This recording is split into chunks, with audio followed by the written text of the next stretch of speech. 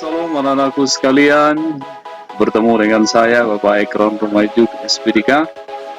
Terima kasih untuk kebersamaan ini dengan kamu. Saya rasa sudah sedia ready di rumah ya untuk menantikan pelajaran agama, karena pelajaran agama tentu pelajaran yang kita sukai ya. Pelajaran agama yang kita sukai. Kenapa? Karena pelajaran agama kita belajar Alkitab, maka ada firman Tuhan di sana, dan firman Allah dapat membaharui kehidupan kita.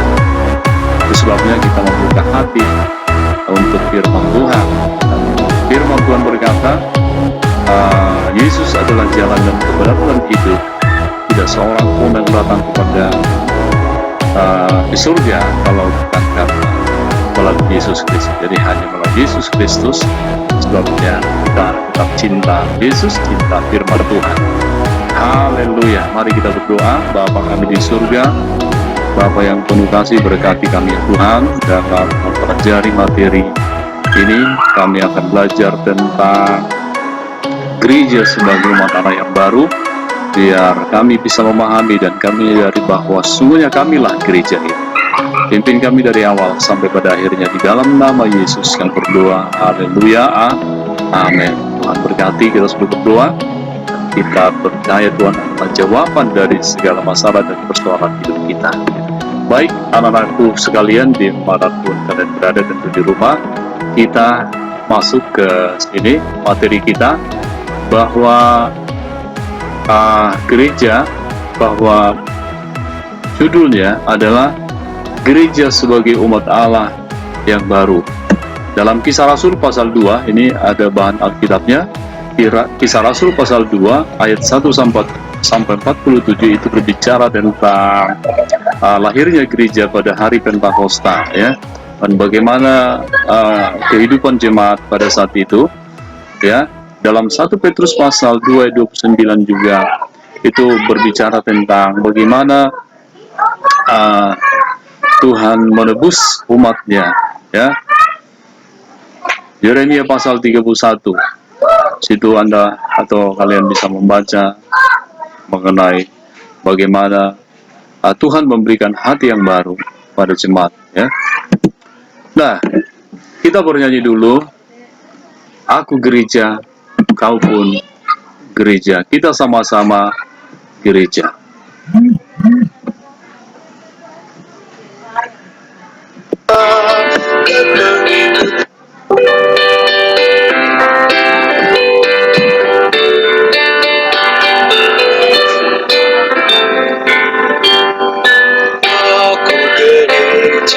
Kau pun gereja, kita sama-sama gereja, dan pengikut Yesus di seluruh dunia. Kita sama-sama gereja. Gereja bukanlah gedung, dan bukan pula menara. Itulah pintunya, lihat di dalamnya, gereja adalah orangnya. Aku gereja, kau gereja, kita sama-sama gereja, dan pengikut Yesus di seluruh dunia. Kita sama-sama gereja. Berbagai macam manusia, terdiri dari bangsa-bangsa, baik bahasanya dan warna kulitnya, tempatnya berbeda juga.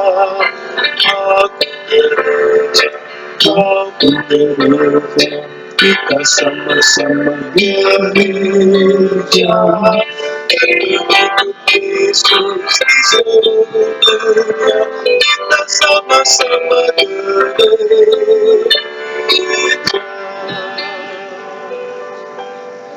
Baik, itu tadi berbicara tentang bahwa kita adalah gereja.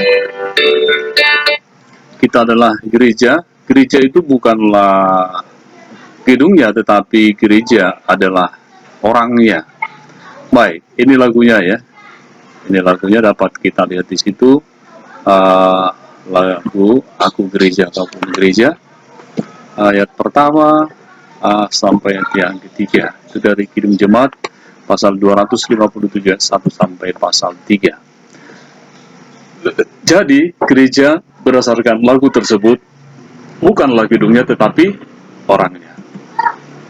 Apa nama gerejamu? HKBP, Katolik, Pentakosta, ya. Nah, kita adalah bagian dari organisasi gereja. Yang tadi saya sebut itu adalah organisasi gereja. Nah, apakah itu yang disebut gereja? Tidak. Gereja adalah orangnya. Orangnya, orang yang memuji Tuhan. Orang yang menerima Yesus sebagai Tuhan dan Juru Selamatnya. Orang yang sudah ditebus oleh darahnya. Orang yang sudah menerima kasih karunia dari Yesus Kristus. Itulah gereja. Jadi gereja adalah orangnya.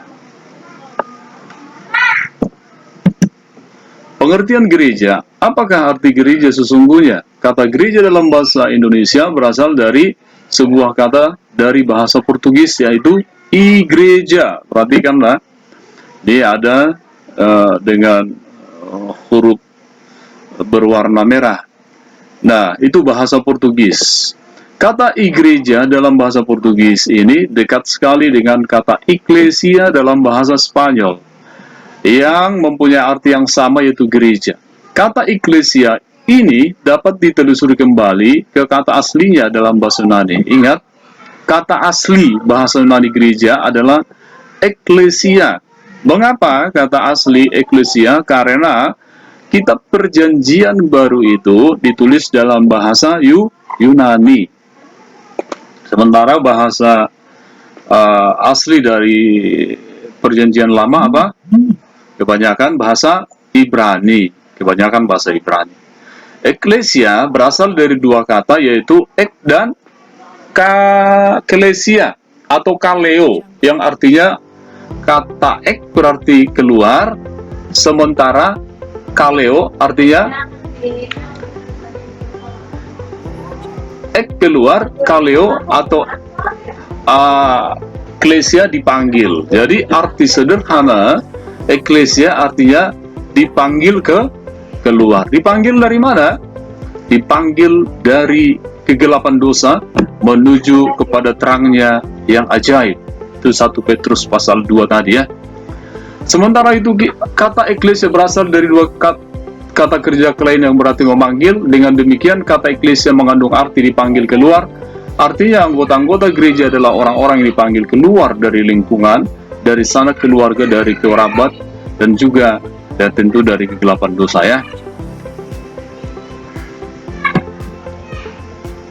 Nah, gereja dalam PL dan gereja dalam PB. Gereja dalam PL ialah siapa? Israel, karena ialah Israel. Siapa itu Israel? Ya, orang-orang atau umat pilihan Tuhan. Dari sanalah para nabi-nabi ada. Tidak ada dari bangsa lain, tidak ada dari Indonesia, tidak ada dari Arab. Nah, Musa dari Israel, Elisa dari Israel, gitu ya, dan semua nabi-nabi ada dari sana. Gereja dalam PB ialah orang yang percaya kepada Yesus Kristus. Nah, itu ya. Gereja dalam PB ialah orang yang percaya kepada Yesus Kristus. Nah, jadi kita berarti juga adalah gereja, karena semua orang yang percaya kepada Yesus Kristus, gitu. Israel sebagai gereja dalam kitab Perjanjian Lama. Nah, bagaimana orang Israel dipimpin oleh Tuhan mulai dari tanah Mesir, ya, mulai dari tanah Mesir menuju tanah orang Israel dipimpin oleh Tuhan, disayangi oleh Tuhan, ditolong oleh Tuhan, dan Tuhan memberkati mereka menjadi sebuah bangsa yang besar. Tuhan menuntun bangsa Israel itu keluar dari tanah Mesir dengan selamat, walaupun banyak tantangan dan persoalan Tetapi sebagai gereja Tuhan di dalam perjanjian lama, mereka selalu diberikan kemenangan, dilawat, dituntun, dibimbing oleh Tuhan, melewati Laut Merah, Laut Kulsum, sekalipun laut yang bagi manusia itu tidak mungkin bisa dilewati, tetapi bagi Tuhan itu bisa dilewati. Kenapa? Karena mereka adalah umat Tuhan. Nah, mari kita lihat lahirnya gereja dalam perjanjian baru, ya. Nah, gereja dalam perjanjian baru itu lahir ya pada hari Pentakosta. Mereka berdoa di kamar loteng Yerusalem pada hari ke-50 Pentakosta. Nah, apa yang terjadi pada waktu itu? Ya kan? Nah, kamu bisa baca di dalam Kisah Rasul pasal 2. Nah, kalau kamu melihat gambar-gambar ini menunjukkan bagaimana di atas kepala mereka ada seperti lidah api hinggap di atas kepala mereka. Artinya bahwa mereka penuh dengan Roh Kudus, mereka dihinggapi Roh Kudus. Lalu mereka tampil menjadi pribadi yang luar biasa dan penuh keberanian untuk memberitakan Injil. Nah, tetapi ada orang-orang yang ada di luar gedung itu yang mengejek mereka. Yang tadinya umat-umat Tuhan yang sedang berdoa itu adalah orang-orang penakut, sekalipun itu murid-murid Tuhan Yesus, tetapi ketika Roh Kudus memenuhi hidup mereka, mereka menjadi orang-orang pemberani. Kita lihat di gambar ini bagaimana Petrus dan teman-temannya sudah mulai berani dan bangkit untuk menjelaskan tentang apa yang terjadi, ya, di kamar loteng tersebut ketika mereka sedang berdoa dan Roh Kudus memenuhi kehidupan mereka. Nah, kalau kamu baca dalam Kisah Rasul pasal 2 itu, ya, ada banyak orang yang bertobat, dibaptis, menerima Yesus sebagai Tuhan dan Juru Selamat mereka pada hari itu. Gereja dalam kitab Perjanjian Baru disebut umat Allah yang baru. Ingat ya, gereja dalam kitab Perjanjian Baru disebut umat Allah yang baru. Bagaimana cara hidup gereja pertama setelah lahir gereja sebagai umat Allah yang baru? Nah, jadi gereja sebagai umat Allah yang baru bisa juga disebut dengan sebagai gereja mula-mula atau gereja perdana. Itu ada pada Kisah Rasul pasal 2 setelah Roh Kudus turun memenuhi mereka. Nah, pelajari Kisah Rasul pasal 2 ayat 41 sampai 47 dan Kisah Rasul pasal 4 ayat 32 sampai 38 sampai Kisah Rasul pasal 5 ayat 1 sampai 18. Nah, kamu boleh catat nanti di Google Classroom, akan saya kasih tugas ini.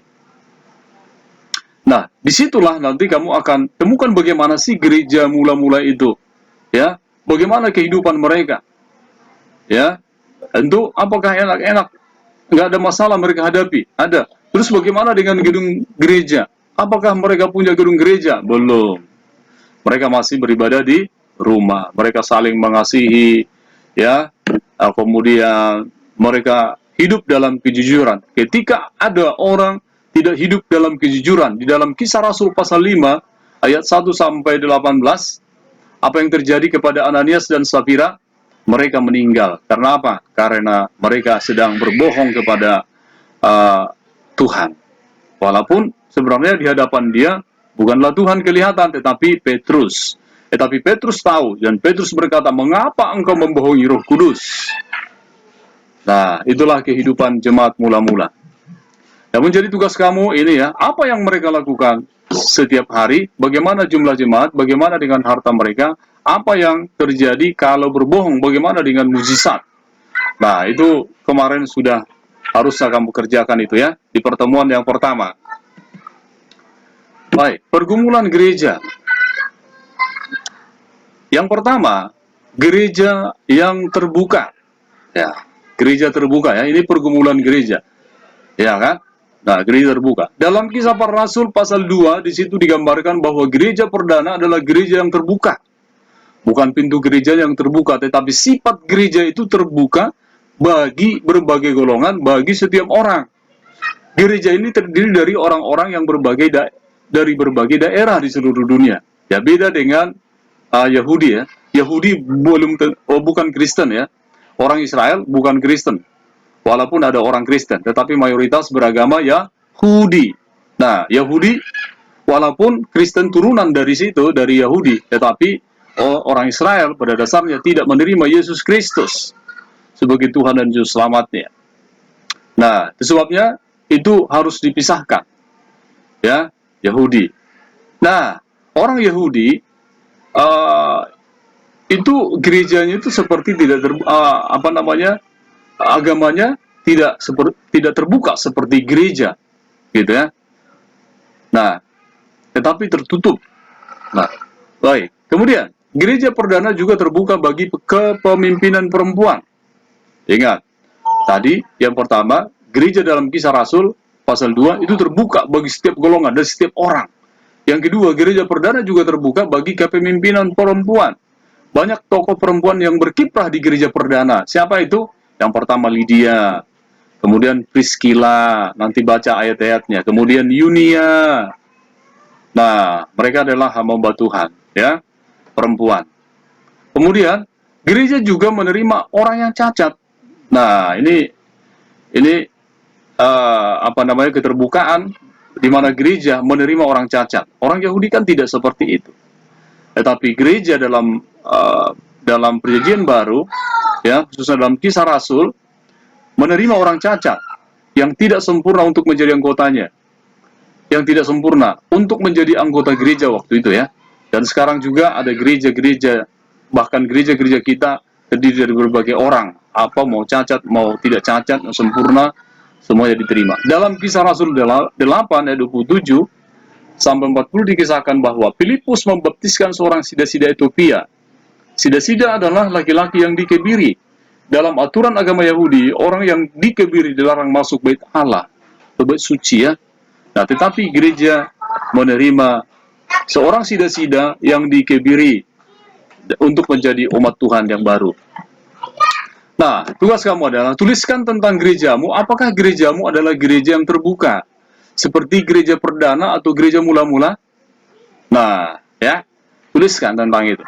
Coba jelaskan aja nanti, ya. Nah, apakah gerejamu gereja terbuka gitu, ya? Ini contohnya saja. Ini pintunya terbuka gitu. Yang kedua, pemahaman tentang ajaran yang benar. Gereja harus hidup berdasarkan Alkitab karena Alkitab adalah firman Tuhan dan itulah kebenaran yang sejati. Gereja tidak boleh mengatakan diri benar kalau tidak hidup berdasarkan kebenaran Alkitab. Jadi, gereja itu harus memiliki pemahaman tentang ajaran yang benar. Ajaran yang benar itu harus berdasarkan Alkitab. Nomor 2. Nomor 3. Gereja yang gagal menjadi teladan. Nah, tetapi ada satu hal yang memang menyedihkan. Perhatikan nih. Mahatma Gandhi, seorang tokoh kemerdekaan India, sering membaca Alkitab, khususnya kitab Matius. Dia sangat tertarik oleh ajaran-ajaran Yesus yang terdapat dalam khotbah di bukit. Itu pasal 5, ya, mulai. Suatu hari Gandhi berkunjung ke gereja. Orang kulit putih di Cape Town. Ternyata ia ditolak karena warna kulitnya. Gandhi kecewa. Ia mengatakan, I like your Christ, I don't like your Christian. Your Christian are so unlike your Christ. Artinya apa? Artinya, aku suka akan Kristusmu, tapi aku tidak suka orang-orangnya, gitu, ya. Orang-orang Kristen. Nah, gitu. Kenapa? Karena ketika dia masuk gereja ternyata di dalamnya ada penolakan. Padahal Tuhan Yesus itu baik. Tidak ada harusnya penolakan, tetapi ketika dia masuk dalam gereja tertentu, ya, enggak semua gereja pada waktu itu mungkin, tetapi seperti itulah kenyataan yang ada pada diri Hindu. Tadinya sudah mau menerima Yesus, ya, tetapi karena perilaku orang-orang Kristen yang kurang baik pada waktu itu, sehingga dia juga mengurungkan niat untuk menjadi seorang Kristen. Apakah kita seperti itu? Nah, jangan gereja kita menolak orang, ya. Tuhan menerima semua orang, siapapun dia. Hidup yang keempat adalah hidup saling berbagi. Oke, ya. Ini, kita lihat gambar ini bagaimana orang Kristen atau gereja sedang membagi berbagilah ya, berbagi sembako kepada orang yang berbeda. Nah, sebuah cara hidup yang sangat menarik yang diperlihatkan oleh gereja perdana adalah bagaimana setiap orang menjual harta milik mereka dan kemudian hidup saling berbagi. Itu dalam Kisah Rasul pasal 2. Mengatakan, semua orang yang telah menjadi percaya tetap bersatu dan segala kepunyaan mereka adalah kepunyaan bersama, dan selalu ada dari mereka yang menjual harta miliknya lalu membagi-bagikannya kepada semua orang sesuai keperluan masing-masing. Ya, itu yang terjadi pada waktu itu ya, dijual hartanya, lalu hasil penjualan itu diberikan kepada rasul, dan rasul ini nanti akan membagi berkat ini kepada orang-orang yang membutuhkan. Yang membutuhkan siapa? Orang miskin, orang janda-janda, yatim piatu, dan inilah yang menjadi tugas gereja seharusnya.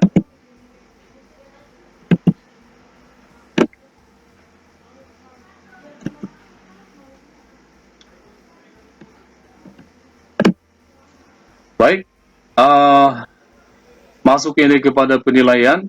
Kata gereja berasal dari bahasa Yunani. Ini menjadi tugas kamu ya. Coba dicatat baik-baik sebelum nanti ini saya kasih di Google Classroom ya.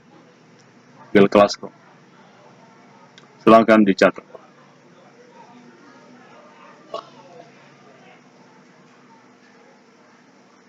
Oke, demikian dulu pertemuan kita pada kesempatan ini. Ya, Tuhan memberkati. Semoga kita dalam